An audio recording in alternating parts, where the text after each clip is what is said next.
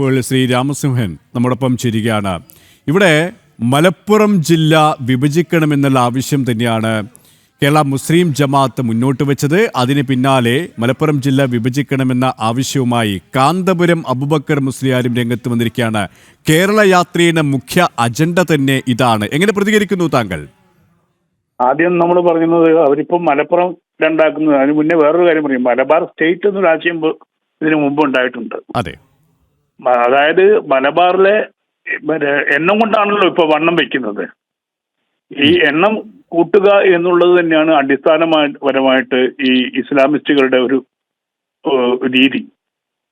എണ്ണം വർദ്ധിക്കുന്നതോടുകൂടി ഞങ്ങൾക്ക് എണ്ണം കൂടി, ഇനി ഞങ്ങൾക്ക് കൂടുതൽ വിഭജനം വേണം, ഞങ്ങൾക്ക് ജില്ലകൾ കൂടുതൽ വേണം, അത് കഴിഞ്ഞാൽ ഞങ്ങൾ ഇവിടെ കൂടുതൽ എണ്ണമായി, ഞങ്ങൾക്കൊരു സ്റ്റേറ്റ് വേണം. അപ്പോൾ ഇത് ഒരു തക്കിയാണ് നമ്മൾ കാലാകാലങ്ങളായിട്ട് നമ്മൾ എല്ലായിടത്തും ലോകത്തിന്റെ എല്ലാ ഭാഗത്തും കണ്ടുവരുന്ന ഒരു പ്രത്യേക രീതി തന്നെയാണ്. ഇപ്പം നമുക്ക് ലണ്ടനിൽ കണ്ടു. ലണ്ടനിൽ ശരീഅത്ത് നിയമം വേണമെന്ന് പറഞ്ഞു.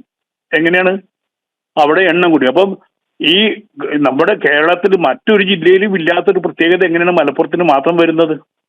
അതിനാണ് പ്രസക്തമാകുന്ന ചോദ്യം. 47 ലക്ഷമായി ഇവിടുത്തെ ജനസംഖ്യ. അതുകൊണ്ട് തന്നെ വിഭജനം വേണമെന്ന് പറയുമ്പോൾ താങ്കൾ പറഞ്ഞതുപോലെ തന്നെ ഇപ്പോൾ ജില്ല വിഭജിക്കണം, പിന്നീട് സംസ്ഥാനമാക്കണം, പിന്നീട് രാജ്യമാക്കണം. അങ്ങനെയുള്ള ഒരു പ്രഖ്യാപിത ലക്ഷ്യം അത് ചില മതമൗലികവാദ സംഘടനകൾ നേരത്തെ മുന്നോട്ട് വെച്ചതാണ്. ആ ഒരു ആവശ്യമാണ് ഇവരും ഏറ്റെടുക്കുന്നത്, അല്ലേ? തീർച്ചയായിട്ടും. കാരണം പണ്ട് ആദ്യം തന്നെ പാകിസ്ഥാനിലോട്ട് ചേരണം എന്ന് മലപ്പുറം പറഞ്ഞിട്ടുണ്ട്. നമ്മൾ മറന്നു പോകരുത്. അപ്പൊ ഈ കേരളത്തിന്റെ പ്രത്യേകിച്ച് ഇപ്പൊ നാളെ ഇന്നിപ്പോ നമ്മൾ മലപ്പുറത്ത് നിന്ന് തുടങ്ങുന്നത്, നാളെ തമിഴ്നാടും കർണാടകയും കേരളവും കൂടി ചേർന്നിട്ട് ഞങ്ങൾ പ്രത്യേക രാജ്യമായിട്ട് ഇന്ത്യ ഗവൺമെന്റിന്റെ കീഴെ നിൽക്കാൻ താല്പര്യമില്ല, ഞങ്ങൾക്കൊരു സൗത്ത് രാജ്യം വേറെ വേണം എന്ന് പറയുന്നിടത്തേക്കാണ് കാര്യങ്ങൾ നീങ്ങുന്നത്. നമ്മൾ കുറെ കാലമായി പറയുന്നത് കട്ടിംഗ് സൗത്ത്. ഈ കട്ടിംഗ് സൗത്തിന്റെ ഭാഗം തന്നെയാണ് മലപ്പുറം വിഭജനവും. അത് കഴിഞ്ഞിട്ട് ആവശ്യപ്പെടാൻ പോകുന്നത് ഉറപ്പായിട്ടും അടുത്ത ഒരു ഘട്ടം എന്ന് പറയുന്നത് മലബാർ സ്റ്റേറ്റ് ആണ്. യാതൊരു സംശയവും വേണ്ട. മലബാർ സ്റ്റേറ്റിൽ പിന്നെ എന്നും മലബാറികൾ മാത്രം ഭരിക്കുന്ന ഒരു സ്റ്റേറ്റ് ആയിട്ട് വരും, ഒരു മതത്തിന്റെ സ്റ്റേറ്റ് ആയിട്ട് മാറും. അപ്പൊ ഇതൊരു മതത്തിന്റെ ആവശ്യമാണിത്, അതല്ലാതെ ഈ ജനസംഖ്യയുടെ ആവശ്യമില്ല. ആ പ്രത്യേക ജനസംഖ്യ അല്ലെങ്കിൽ അവിടെ പ്രത്യേകമായിട്ട് ജനസംഖ്യ വർദ്ധിക്കാനുള്ള എന്തെങ്കിലും പ്രത്യേകിച്ച് വളം കൂടുന്നുണ്ടോ ഈ മലപ്പുറത്ത്?